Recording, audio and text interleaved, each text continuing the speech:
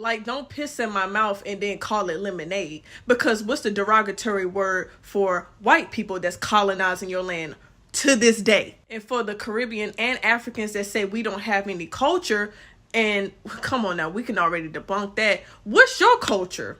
And don't tell me food. It's to the point where I don't even want to date a Caribbean or African that has a coon mindset unless you have a rider mindset. And black Americans built this country, not Africans, don't you forget. So my question to you is post integration. I'm glad M. White brought it there because he understood exactly where the hell I was going. Do you think that black people coming into this situation with the civil rights and Title VI finna happen? Did you think that they saw all this shit coming? That hey, look, if we get integrated and they erase all this and bring everybody equally, then we'll be better. I don't. Well, Simple as. I would say that if you, well, you can look throughout the civil rights movement and you can tell that reparations wasn't always at the top of the ticket for that until Martin Luther King realized that he was like, man, I led my people into a burning building. And then he said, and basically what he said was, you cannot fix a group of people until you address them financial, until you give redress to the specific harm that was done to us. The only difference is there's always been a group that's been that has fought for reparations in this country. It's just not widely a thing that you see widespread. However, if you think about it, back in 26, I think during the 2016 election was the largest push that you've seen for reparations in almost 60 years. Like you haven't seen a push for it. You didn't even hear reparations mentioned on the national debate stage up until that point. So this is actually a newfound headwind into the reparations movement. The problem is to your credit, you're right. You cannot just make it a black thing. It has to be a specific group that was specifically harmed, just like every other group that has gotten reparations in this country. It can't just be based on race. So if MLK, based on what you said, if MLK was to do it again, are you convinced that he would have chose this instead of integration? Well, I think MLK was already gonna. I'm thinking that MLK was already well on his way to doing it before he got assassinated.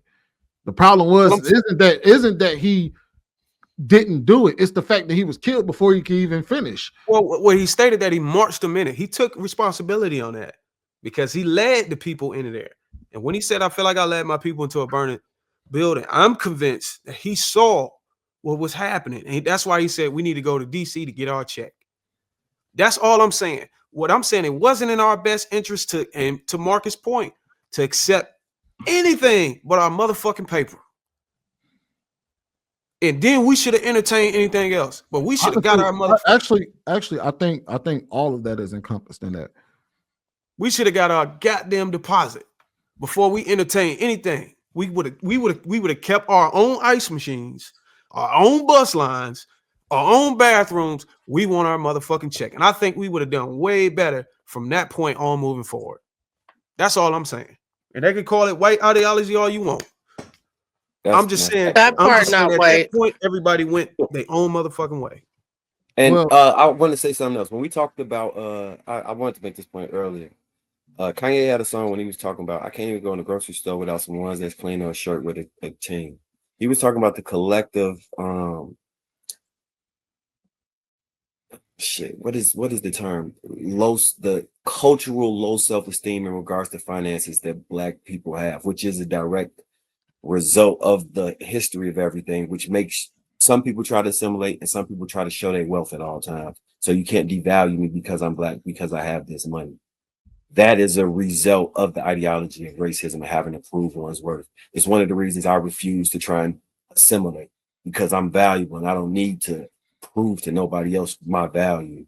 It's because my self-esteem is high enough to say, fuck you. I don't really care if you like me, think highly of me, any of that. You know what I'm saying? But yeah, that may seem like a tangent, but it tied in at the time. It just was on my mind. I can be real and say that I agree with Marcus. Sometimes I start to question who people are. I was just where they from, because it's important to know your lineage. Like, know where you are, know who your Black people are, because a lot of these tether class, these immigrants, they get into our spaces and they try to speak for us. And you can always tell because it's never in our best interest. And they ask questions just like Darwin, like, oh, why do y'all deserve reparations? Or why can't we get any? And what is it based on? It's very specific. You can look, the 1860 census is available. It's literally free. And So trace your people back to the census, to your lineage. If you're from down south, it's Black people. We know who our people are. We have family Bibles. I can trace my family back to like the 16th century. So and I really don't think it's that hard. and I just want to say, people that immigrate to America are not tethered. That's you're not. I'm not saying nothing about your point. I'm just making sure it's clear because some people will hear this and be like, "Damn, you called us a tether because we immigrate." You're not a tether for immigrating to America. That's for the fifth. You're not a tether for immigrating to America. You're not a tether for immigrating. You only become the tethered word and all that shit when you do things specifically to undermine or harm Black Americans in the process of trying to rectify that.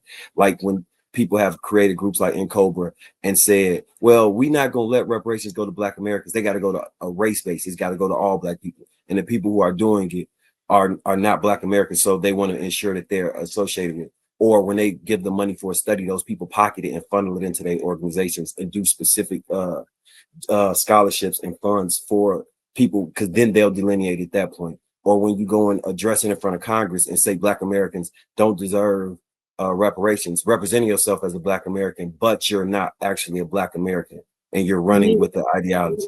So that's how this whole tether word came to whole exist. And I'll say it again, it's some writers and it's some great people from other countries, but the tether word is specifically allocated, like what Trev just did. He was like, I'm gonna stay in my lane. I'm not about to say nothing bad about what's going on. Trev could never be a tether. You see how he was like, that shit is not the tether is not a synonym for immigrant. You have to do things to undermine us. The people who be in the chat saying, get over slavery, you're a tether. The people who be like, y'all don't deserve you're a tether. The people who go speak in all these different positions to say negative things about Black Americans to be the vocal point, you're a fucking tether. The Shade Room. Tether. World. Feathers. Those aren't Black. Yeah. Shout out to the immigrants that's riders and don't be doing that shit and fuck the tether. Very smart brother. The Root. Tether. But yeah, old boy in that video, bro. Sometimes when I hear certain things, it make me question who people are. Because when you talk about bullying, first of all, most Black folks aren't bullies or proprietors of bullyship. Most Black people don't go around trying to bully people.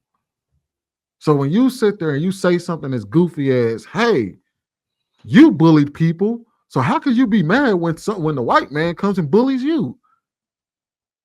I start to question who you are. Where you from? Why are you talking like that? Do you actually know us? You say you grew up around us, but you gonna sit here and tell me that you looked around and you seen most Black people as bullies? And then when Black people take their fight outside of the Black community, you be the first one to get in the way? That's that cornball shit that Marcus was just talking about. So what is the solution for all of I know there's things that we can't handle right now, things that we can't. For what we can handle right now, what do y'all think is the primary focus? Well, I would say Black people should be. Go ahead. Well, first, specifically the solution for those who get in the way, you have to be able. That's the whole reason why we're delineating now. Is that way you take people out the space who think they can speak for us, and you start to and you say, hey, look, that person isn't us. They shouldn't be speaking for us. That's first and foremost. You have to delineate. That way you can start recognizing who's the ones who are actually talking and who are the ones that are speaking for a group that aren't supposed to be speaking for them. Because I'm gonna be real with you. A lot of the shit that they say is wrong in our community, I see it everywhere else. I see it in a lot of other communities, but they mask themselves. I think you brought that up today, didn't you? That white people's going through the same shit.